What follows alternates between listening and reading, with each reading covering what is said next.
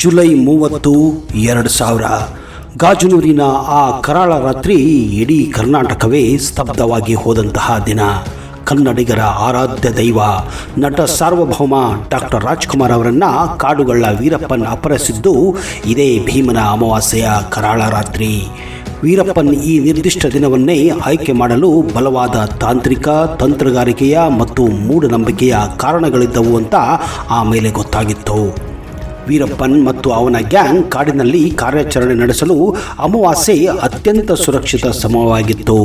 ಭೀಮನ ಅಮಾವಾಸ್ಯೆಯಂದು ಬೆಳದಿಂಗಳು ಬೆಳಕು ಇರುವುದಿಲ್ಲ, ಕಡಿಮೆ ಇರುತ್ತದೆ. ಕತ್ತಲೆಯ ಮರೆಯಲ್ಲಿ ಗಾಜನೂರು ಫಾರ್ಮ್ಗೆ ನುಗ್ಗಿ ಪೊಲೀಸ್ ಹಾಗೂ STF ಕಣ್ಣಿಗೆ ಬೀಳದೆ ಕಾಡಿನೊಳಗೆ ಕಾಲ್ಕೀಳುವುದು ವೀರಪ್ಪನ್ಗೆ ಸುಲಭವಾದ ಮಾತಾಗಿತ್ತು. ಡಾಕ್ಟರ್ ರಾಜ್ಕುಮಾರ್ ಅವರು ತಮಿಳುನಾಡಿನ ತಮ್ಮ ಹುಟ್ಟೂರು ಗಾಜನೂರಿನ ಹೊಸ ಮನೆಯ ಗೃಹ ಪ್ರವೇಶ ಮತ್ತು ತೋಟದಲ್ಲಿ ಬೋರ್ವೆಲ್ ನೀರು ಬಂದ ಸಂಭ್ರಮ ಆಚರಿಸಲು ಅಲ್ಲಿಗೆ ಬಂದಿದ್ದರು. ಈ ವಿಷಯ ಕಾಡುಗಳ್ಳನಿಗೆ ಗೊತ್ತಾಗುತ್ತದೆ. ಅಂದರೆ ಅವನ ಇನ್ಫಾರ್ಮರ್ಗಳು, ಅಂದರೆ ಆ ಹಳ್ಳಿಯ ಸುತ್ತಮುತ್ತ ಇರುವಂತಹ ಇನ್ಫಾರ್ಮರ್ಗಳು ಇನ್ಫಾರ್ಮೇಶನ್ ತಲುಪಿಸಿದ್ದರು. ಅಣ್ಣ ಅವರು ಬೆಂಗಳೂರಿಗೆ ಹಿಂತಿರುಗುವ ಮುನ್ನವೇ ಕಾರ್ಯಾಚರಣೆ ಮುಗಿಸಬೇಕಾದ ಅನಿವಾರ್ಯತೆ ಅವನಿಗೆ ಬಂದಾಗಿತ್ತು. ವೀರಪ್ಪನ್ ತನ್ನ ಇಡೀ ಜೀವನವನ್ನು ದಟ್ಟ ಅರಣ್ಯದಲ್ಲೇ ಕಳೆದಿದ್ದರೂ ಆತನ ನಿರ್ಧಾರಗಳು ಮತ್ತು ಕಾರ್ಯಾಚರಣೆ ಹಿಂದೆ ತೀವ್ರವಾದಂತಹ ಮೂಢನಂಬಿಕೆ, ಭವಿಷ್ಯ ಹಾಗೂ ಕಾಳಿ ಭಕ್ತಿ ಅಡಗಿತ್ತು. ಈ ವಿಷಯಕ್ಕೆ ಸಂಬಂಧಿಸಿದಂತೆ ಆತನ ನಡವಳಿಕೆಗಳು ವಿಚಿತ್ರತನ ತೋರಿಸುತ್ತವೆ. ವೀರಪ್ಪನ್ ತಮಿಳುನಾಡಿನ ಮಾಲೆಮಾದೇಶ್ವರ ಬೆಟ್ಟ ಹಾಗೂ ಗಡಿ ಪ್ರದೇಶಗಳಲ್ಲಿ ಪೂಜಿಸಲ್ಪಡುವ ಭದ್ರಕಾಳಿ ಮತ್ತು ಮಾರಿ ಅಮ್ಮನ ತೀವ್ರ ಭಕ್ತನಾಗಿದ್ದ. ಯಾವುದೇ ದೊಡ್ಡ ಅಪಹರಣ, ತಮಿಳುನಾಡು ಅಥವಾ ಕರ್ನಾಟಕ ಪೊಲೀಸರ ಮೇಲಿನ ಹೊಂಚುದಾಳಿ ಅಥವಾ ಗಂಧದ ಮರ ಕಡಿಯುವ ಬೃಹತ್ ಯೋಜನೆಗೂ ಮುನ್ನ ಕಾಡಿನ ಒಳಗೆ ಇರುವಂತಹ ರಹಸ್ಯ ಸ್ಥಳಗಳಲ್ಲಿ ಕಾಳಿ ಪೂಜೆ ಸಲ್ಲಿಸುತ್ತಿದ್ದ ಅನ್ನೋದು ಆಮೇಲೆ ಗೊತ್ತಾಗುತ್ತದೆ. ಆತನ ನಂಬಿಕೆಯ ಪ್ರಕಾರ ಅಮಾವಾಸ್ಯೆಯು ಶಕ್ತಿ ದೇವತೆಗಳ ಆರಾಧನೆಗೆ ಮತ್ತು ತಾಂತ್ರಿಕ ಕಾರ್ಯಗಳಿಗೆ ಅತ್ಯಂತ ಶಕ್ತಿಶಾಲಿ ಸಮಯ. ಅಮಾವಾಸ್ಯೆಯ ಕತ್ತಲಲ್ಲಿ ಕಾಳಿಗೆ ರಕ್ತ ಬಲಿ ಅಥವಾ ವಿಶೇಷ ಪೂಜೆ ಸಲ್ಲಿಸಿ ಹೊರಟರೆ ದೇವತೆಯು ಶತ್ರುಗಳ ಕಣ್ಣಿಗೆ ತಾನು ಬೀಳದಂತೆ ಕಾಯುತ್ತಾಳೆ ಮತ್ತು ಆ ರಾತ್ರಿ ಕೈಗೊಳ್ಳುವ ಯಾವುದೇ ನಿರ್ಧಾರವೂ ವಿಫಲವಾಗುವುದಿಲ್ಲ, ಕಾರ್ಯಸಿದ್ಧಿ ಆಗುತ್ತದೆ ಎಂಬ ಆಳವಾದ ನಂಬಿಕೆ ಆತನಲ್ಲಿ ಮತ್ತು ಆತನ ಸಹಚರರಲ್ಲಿ ಇತ್ತು. ವೀರಪ್ಪನ್ ಶಕುನಗಳಿಗೆ ವಿಪರೀತ ಮಹತ್ವವನ್ನು ನೀಡುತ್ತಿದ್ದ. ಕಾರ್ಯಾಚರಣೆಗಳಿಗೆ ಹೊರಡುವಾಗ ಬೆಕ್ಕಡ್ಡು ಬರುವುದು, ಯಾರಾದರೂ ಸೀನುವುದು ಅಥವಾ ಕಾಗಿಕುವುದನ್ನು ಆತ ಕೆಟ್ಟ ಶಕುನವೆಂದೇ ಪರಿಗಣಿಸುತ್ತಿದ್ದ. ವಿಶೇಷವಾಗಿ ಕಾಡಿನಲ್ಲಿ ಹಲ್ಲಿಯು ಅಂದರೆ ಲಿಜಾರ್ಡ್ ಚಿರ್ಪಿಂಗ್ ಕೇಳಿದರೆ ಅದು ಯಾವ ದಿಕ್ಕಿನಿಂದ ಬಂತು ಎಂಬುದನ್ನು ಆಧರಿಸಿ ತನ್ನ ನಿರ್ಧಾರವನ್ನು ಕೊನೆ ಕ್ಷಣದಲ್ಲಿ ಬದಲಾಯಿಸುತ್ತಿದ್ದ ಅಂತ ಅವನ ಸಹಚರರು ಪೊಲೀಸರ ಮುಂದೆ ಬಾಯ್ಬಿಟ್ಟಿದ್ದರು. ಶಕುನ ಸರಿಯಿಲ್ಲದಿದ್ದರೆ ಎಷ್ಟೇ ದೊಡ್ಡ ಯೋಜನೆ ಆಗಿದ್ದರೂ ಅದನ್ನು ಅಲ್ಲಿಂದಲೇ ರದ್ದುಗೊಳಿಸುತ್ತಿದ್ದ. ಮತ್ತೆ ಆ ಪ್ಲಾನನ್ನು ಮುಂದಿನ ದಿನಗಳಲ್ಲಿ ಮಾಡುತ್ತಿದ್ದ. ಕಾಡಿನಲ್ಲಿದ್ದರೂ ತನ್ನ ಆಪ್ತ ಸಹಚರರೊಂದಿಗೆ ಅಂದರೆ ಇನ್ಫಾರ್ಮರ್ ಮೂಲಕ ಹೊರಗಿನ ಪ್ರಸಿದ್ಧ ಜ್ಯೋತಿಷಿಗಳನ್ನು ಸಂಪರ್ಕಿಸಿ ತನ್ನ ಜಾತಕ, ರಾಶಿಫಲ ಮತ್ತು ಶುಭ ಮುಹೂರ್ತಗಳನ್ನು ತಿಳಿದುಕೊಳ್ಳುತ್ತಿದ್ದ.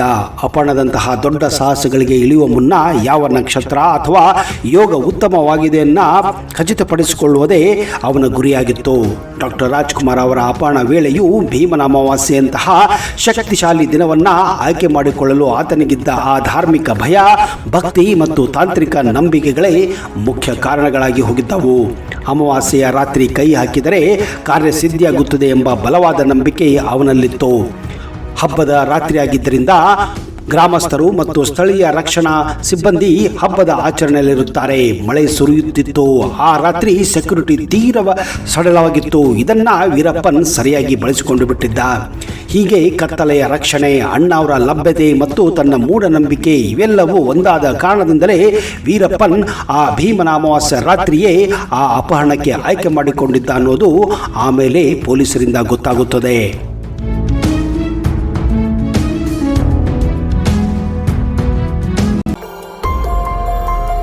ರಾಜ್ಕುಮಾರ್ ಅವರ ತೋಟದ ಹಳೆಯ ಮನೆಯಲ್ಲಿ ರಾಜ್ಕುಮಾರ್ ಅವರ ತಂಗಿಯ ಪುತ್ರ ಗೋಪಾಲ್ ಮತ್ತು ಅವರ ಕುಟುಂಬ ಅಲ್ಲಿಯ ವಾಸವಾಗಿದ್ದು ರಾಜ್ಕುಮಾರ್ ಅವರ ತೋಟಗಳನ್ನ, ಜಮೀನನ್ನ ನೋಡುತ್ತಿದ್ದರು. ಮನೆಯೊಳಗೆ ಹೋದಾಗ ಸಾವರಿಸಿಕೊಂಡಿದ್ದ ಗೋಪಾಲ್ ಅವರ ಮಕ್ಕಳಾದ ಪಲ್ಲವಿ, ದೀಪಾ ಹಿಂದಿನ ರಾತ್ರಿ ನಡೆದ ಘಟನೆಯನ್ನ ಅಲ್ಲಿ ಬಂದವರಿಗೆ ವಿವರಿಸುತ್ತಾರೆ. ಅದು ರಾತ್ರಿ 8:30 ರಾಜ್ಕುಮಾರ್ ಅವರು ಹಳೆಯ ಮನೆಯ ಹಜಾರದಲ್ಲಿ ಊಟ ಮುಗಿಸಿ ಎಲೆ ಅಡಿಕೆ ಹಾಕುತ್ತಾ ಟಿವಿ ನೋಡುತ್ತಾ ಕುಳಿತಿದ್ದರು. ಮುಂದೆ 1 ಗಂಟೆಯಲ್ಲಿ 9:30 ವೀರಪ್ಪನ್ ತನ್ನ ಸಹಚರರೊಂದಿಗೆ ಮನೆಯೊಳಗೆ ನುಗ್ಗುತ್ತಾನೆ. ಮನೆಯ ಸುತ್ತ 6 ಮಂದಿ ಸಹಚರನ್ನು ನಿಲ್ಲಿಸಿ ಡಾಕ್ಟರ್ ರಾಜ್ಕುಮಾರ್ ಬೆನ್ನಿಗೆ ಬಂದೂಕು ಗುರಿ ಹಿಡಿದು ನೈಲಾನ್ ಹಗ್ಗದಿಂದ ಕಟ್ಟುತ್ತಾನೆ. ತಕ್ಷಣ ಪಾರ್ವತಮ್ಮ ಅವರಿಗೆ ಕ್ಯಾಸೆಟ್ ಒಂದನ್ನು ನೀಡಿ, ಇದರಲ್ಲಿ ನನ್ನ ಬೇಡಿಕೆಗಳಿವೆ, ಇದನ್ನ ಕರ್ನಾಟಕದ ಮುಖ್ಯಮಂತ್ರಿಗಳಿಗೆ ತಲುಪಿಸಿ ಎಂದಿದ್ದಾನೆ. ಅಷ್ಟರಲ್ಲಿ ಪಾರ್ವತಮ್ಮ ಅವರು, ನಾವು ನಿನಗೆ ಏನಪ್ಪಾ ಮಾಡಿದ್ದೇವೆ, ಅವರನ್ನು ಬಿಟ್ಟು ಬಿಡು ಎಂದು ಅಂಗಲಾಚಿಸಿದ್ದಾರೆ. ಯಾರು ಮಾತನಾಡಬೇಡಿ, ಮಾತನಾಡಿದರೆ ರಾಜ್ಕುಮಾರ್ ಅವರನ್ನ ಸುಟ್ಟು ಬಿಡುತ್ತೇನೆ ಎಂದು ಬೆದರಿಸುತ್ತಾನೆ. ಆಗ ಡಾಕ್ಟರ್ ರಾಜ್ಕುಮಾರ್, ಹೆದರಬೇಡ ಪಾರ್ವತಿ, ನನಗೆ ಏನೂ ಆಗಲ್ಲ ಎಂದು ಹೇಳಿ ಆತನ ಹಿಂದೆ ಮನೆಯಿಂದ ಹೊರಬಂದು ಮನೆಯಾಚೆ ಇದ್ದ ಚಪ್ಪಲಿ ಮೆಟ್ಟಿ ಹೊರ ನಡೆಯುತ್ತಾರೆ. ರಾಜ್ಕುಮಾರ್ ಅವರೊಂದಿಗೆ ಅವರ ಅಳಿಯ ಎಸ್.ಎ. ಗೋವಿಂದರಾಜ್, ಸಹ ನಿರ್ದೇಶಕ ನಾಗಪ್ಪ ಮಾರಡಗಿ, ಸಂಬಂಧಿ ನಾಗೇಶ್ ಅವರನ್ನ ವೀರಪ್ಪನ ಅಪಹರಿಸಿ ಒಂದು ಜೀಪಿನಲ್ಲಿ ಕಾಡಿನಲ್ಲಿ ಮಾಯವಾಗುತ್ತಾನೆ.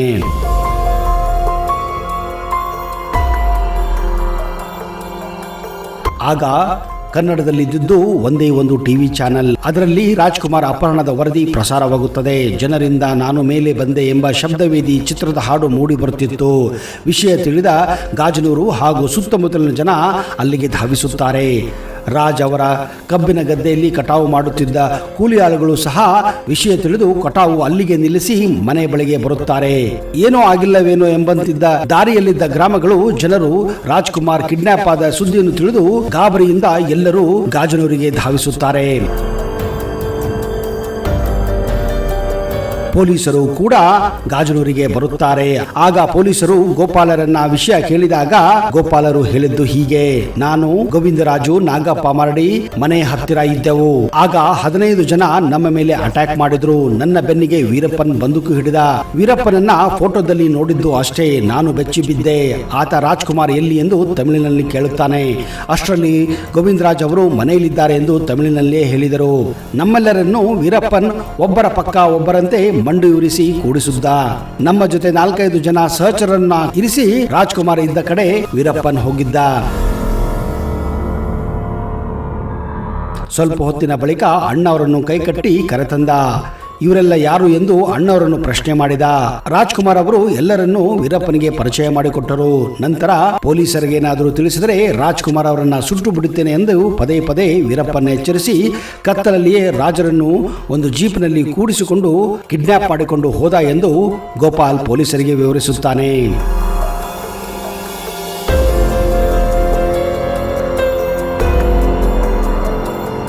ಮುಂದೆ ರಾಜ್ಕುಮಾರ್ ಅವರನ್ನ ಸತ್ಯಮಂಗಲ ಕಾಡಿನಲ್ಲಿ 108 ದಿನಗಳ ಕಾಲ ಒತ್ತೆಯಾಳಾಗಿಡಿಸಿಕೊಂಡು ನವೆಂಬರ್ 15ರಂದು ಕೊನೆಗೆ ಬಿಡುಗಡೆ ಮಾಡಿದ್ದ.